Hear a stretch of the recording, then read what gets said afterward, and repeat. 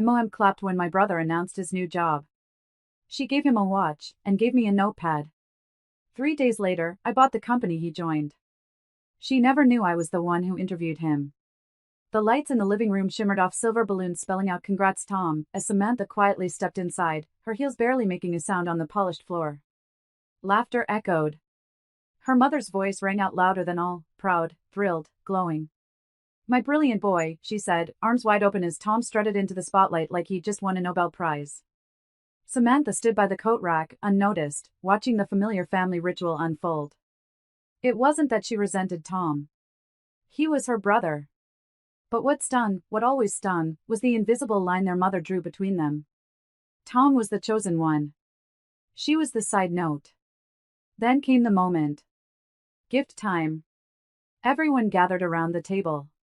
Her mom lifted a small velvet box and handed it to Tom like it was a family crown.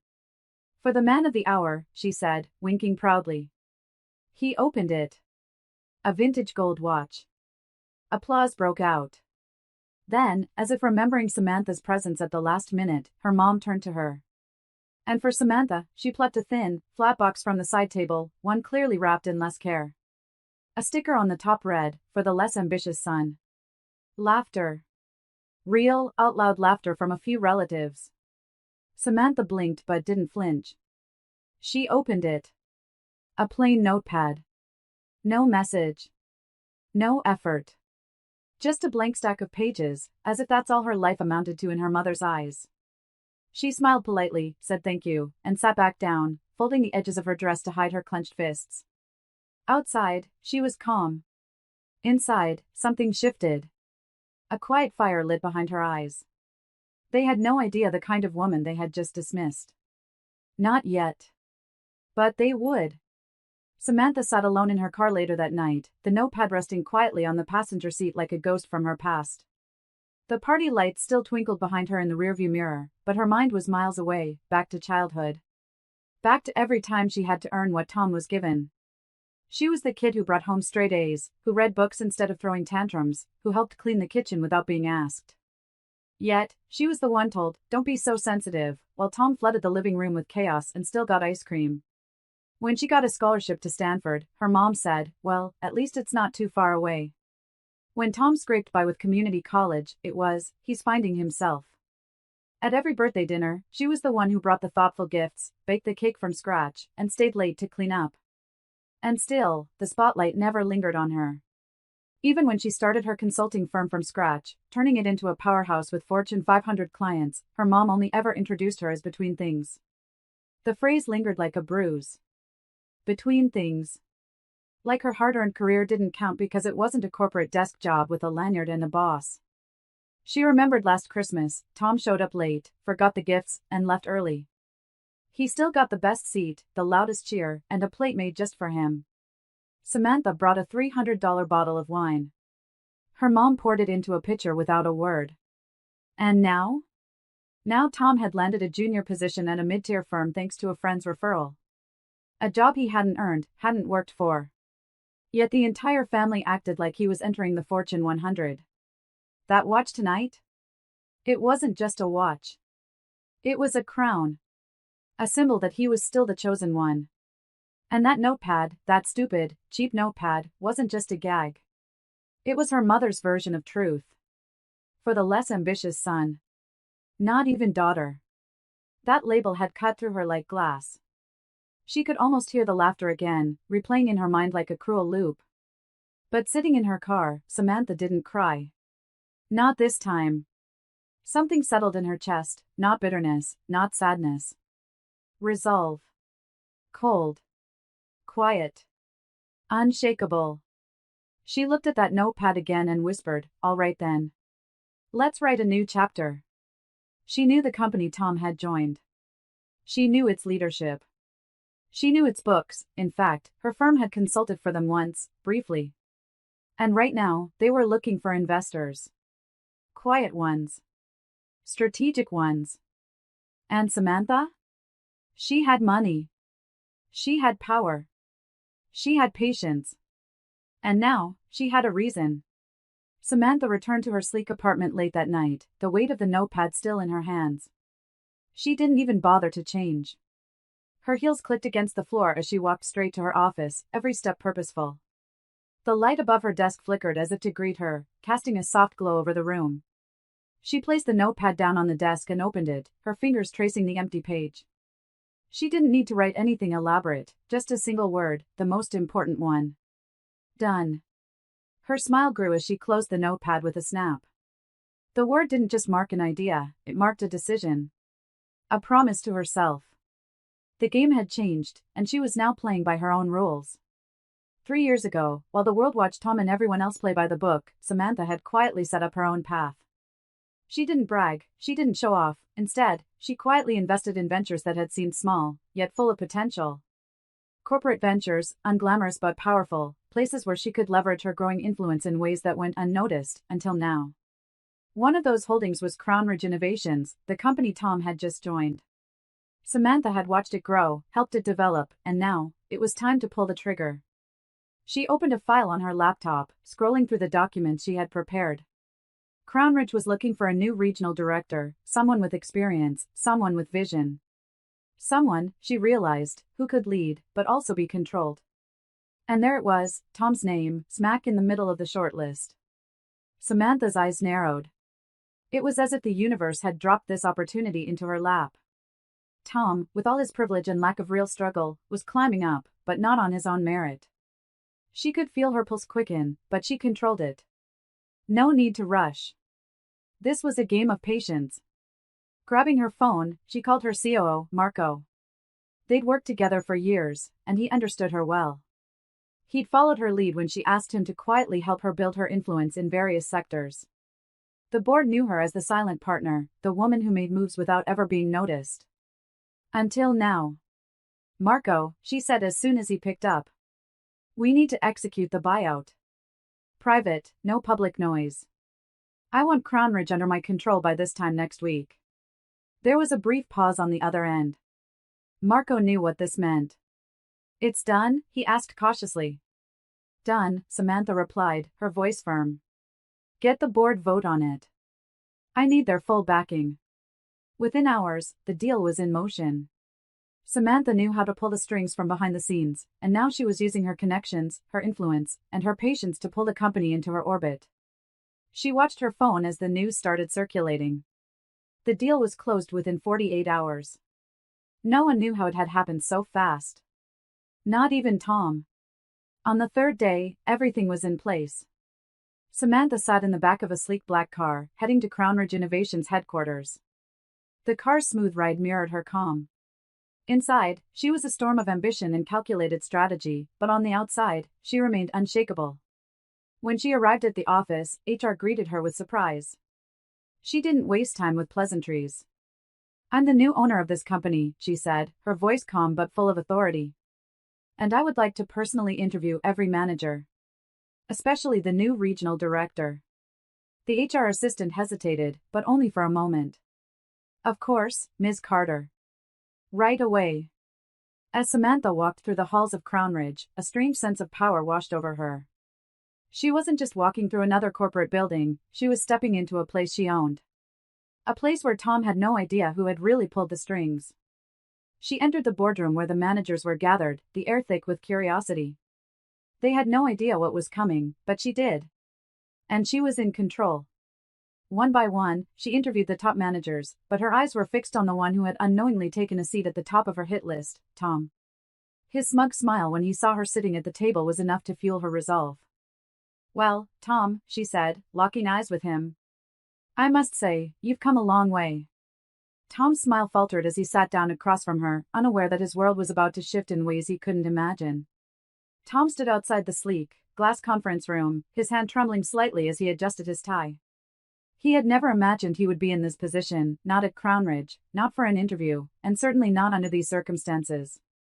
His mind raced, thoughts of his recent promotion flashing through his head. He thought it was his time to shine, to prove he was moving up in the world. But as he reached for the door, he paused. Something felt off. The atmosphere was different, too calm, too controlled. He opened the door, stepping inside. And then he saw her. Samantha. His sister. The woman he'd always believed to be the quieter, less driven one. The one who had always been content playing in the background while he took center stage. But now, she sat at the head of the table, her posture poised and commanding, a smile on her face, but her eyes sharp with focus. For a moment, his breath caught in his throat. His smile faltered. "What are you doing here?" he asked, trying to mask his surprise with casual bravado. Samantha's smile remained professional, cool, and collected. "I'm here to evaluate you, Tom." "You're up for evaluation." He couldn't hide his confusion. "Evaluate me? But I'm the new regional director. This is my role, I just started." She nodded, her gaze unwavering. "I'm aware. But in this company, we make sure the right people are in the right roles. Let's get started." He sat down, trying to steady his breathing, mentally trying to prepare himself. He had assumed this would be another standard interview, just a formality. But the air in the room felt heavy, different. This wasn't a typical corporate setup. There was something deeper at play. Samantha's voice broke the silence, sharp but composed. "Tell me about your experience with strategic management and how you plan to grow Crown Ridge in the coming months." Tom blinked, suddenly thrown off balance. This was not the question he expected. He stammered, trying to find his words. "Well, I've been working in a similar capacity for the last few years, and I..." Samantha interrupted him, her tone polite yet firm. "Can you provide specific examples of how you've successfully led teams through change, especially under pressure?" Tom's mind went blank. He had managed to wing it through every job interview he had ever had, relying on his charm and social skills to get by. But here, in front of his sister, the woman who had always been the quiet achiever, charm wasn't going to work. He fumbled for an answer, giving vague responses, hoping that something he said might make him seem competent. But he could feel the disapproval in her eyes, her gaze piercing through his attempts. Samantha continued, her questions getting sharper, more pointed. "You say you've led teams before. Can you give me one example where you were the driving force behind a major success?" Tom's mind raced. He tried to think back to any time he had truly led something important. But the truth was, he'd always been coasting, relying on others to make the big decisions while he took the credit. He had never truly led from the front. It was always about riding the wave. Samantha's questions kept coming, each one peeling back another layer of his facade. The more he spoke, the more he realized he wasn't prepared. He hadn't actually worked for this position, hadn't truly earned it. It had been handed to him, like so many things in his life. And now, sitting across from Samantha, he was starting to feel the weight of that realization. Finally, Samantha leaned back in her chair, her eyes narrowing slightly as she took in his responses. "I think that's enough for now, Tom," she said, her tone calm but firm. "We'll be in touch." Tom stood up, trying to mask his frustration with a grin. "Thanks for the opportunity," he said, but there was an awkward edge to his voice. He shook her hand, but the moment felt hollow. As he walked out of the conference room, he couldn't shake the feeling that something wasn't right. The doubt gnawed at him, but he pushed it aside, telling himself that everything was fine. Later that night, just as he was unwinding from the stress of the day, his phone buzzed. It was an email from HR. He opened it with a frown. Subject: Role Restructuring Notice. The email detailed that his position as regional director had been absorbed into a new structure. The company was restructuring, and his role was being eliminated. His position was being dissolved before his first week had even finished. Tom sat there in stunned silence. He reread the email, his hands shaking. "No," he muttered under his breath. "This can't be happening." But deep down, he knew it was. Samantha had played him, outsmarted him. And now, the life he thought he had built at Crown Ridge was crumbling. Tom could barely contain his fury. The news had shattered him, and now, standing in his apartment, the harsh glow of his desk lamp seemed to amplify the storm of emotion swirling inside him. How could Samantha do this? How could she ruin his new job, something he had finally worked so hard to get? He paced back and forth, clenching his fists. This wasn't supposed to happen. He had never imagined his sister, the quiet one who never made a fuss, could pull something like this. But he should have known. She'd always been the smart one, the driven one. And now, she was showing him just how much power she really had. He slammed his fist against the desk, frustration boiling over. His phone buzzed, breaking through his thoughts. It was Mom. Tom. What happened? What did you do to him, Samantha? He just started. Mom's frantic voice crackled through the speaker, her panic palpable. Samantha took a slow breath before answering. Her voice was calm, too calm. I made a business decision, Mom. Just like any ambitious professional would. There was a moment of silence on the other end, a pause that stretched out longer than Samantha expected. Then, Mom's voice broke through, this time laced with guilt and concern. But, Sam. He's my son. What did you expect me to do? He was so excited about this role. Samantha remained composed. She had expected this. Expected the guilt. Expected the disappointment. She had always been the one to bear the burden of the unspoken comparisons in their family. But not anymore. Not this time. She leaned back in her chair, staring out the window at the distant city lights, her words measured, deliberate. You raised a golden boy, Mom. But you ignored the one who built her own empire. There was a sharp intake of breath from Mom, the silence that followed was heavier than any words could be. Samantha let it linger. No more guilt.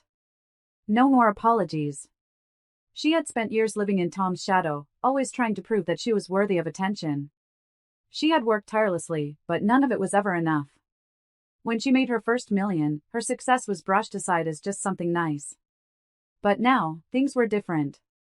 She had built her empire on her own terms. She didn't need validation from anyone. Samantha took a deep breath, feeling the weight lift from her shoulders. I'll let you go now, Mom. I have work to do. And with that, she ended the call. Not out of anger, but out of peace. Samantha felt lighter than she had in years. The weight of family expectations, the relentless comparisons, and the quiet resentment that had clouded her every achievement were gone. Free from the emotional baggage, she began to flourish. Her office, once a minimalist space that reflected her quiet professionalism, now felt like a reflection of her personal growth. She renovated the entire floor, sleek, modern, with a few personal touches, like the vintage desk she found at a local market, a symbol of her journey. She expanded her consulting firm into 3 new cities, each office buzzing with energy, each one a testament to her vision and hard work. But it wasn't all business. On weekends, Samantha found solace in nature. She hiked the quiet trails that wind through the mountains, and during those peaceful moments, she found herself reflecting on everything she had overcome. And there it was, her constant companion, the notepad. It had once been a symbol of her insignificance, but now it was something far more powerful. She carried it with her everywhere. It had transformed into her symbol of rebirth. Each page filled with thoughts, ideas, and goals she had set for herself, not for anyone else, but for the woman she had become. In addition to expanding her empire, she started mentoring young women in business. She found immense joy in guiding others, helping them rise above the barriers she had faced. It wasn't just about success, it was about empowering others to redefine their worth, just as she had done for herself. Then, the call came. A business magazine wanted to feature her story. The headline read, "The Silent CEO Who Reshaped the Tech World." She smiled, a small, satisfied smile, as she sipped her coffee on a quiet Sunday morning in her apartment, reading the article. There was no fanfare, no grand celebration. She didn't need that anymore. What mattered was the quiet recognition, the kind that she had always sought, not from others, but from herself. For the first time in her life, Samantha felt truly seen. Not by her mother, not by Tom, but by the woman who had built something meaningful from nothing. And that was enough. Months passed, and life for Samantha continued to unfold beautifully. The expansion of her business, her personal growth, and her newfound sense of peace had turned her into someone unrecognizable, not just to others, but to herself as well. She no longer needed validation from her family. She had finally become the woman she was meant to be. One day, as she sat at her desk reviewing contracts, a small envelope arrived, hand-delivered. She looked at the return address. It was from her mother. Her heart skipped a beat, but she quickly pushed the unease aside.